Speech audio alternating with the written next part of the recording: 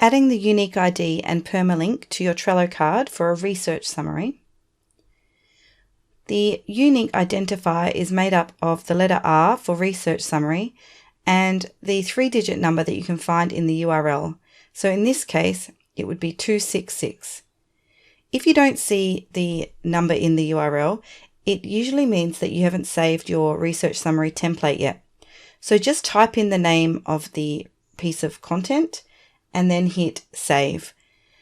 Following that, you should see the number appear. We also need to add this identifier into the Trello card.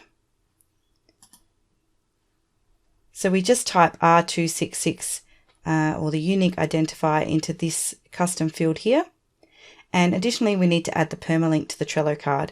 And this can be found just under the title in the research summary template. So it's this link here.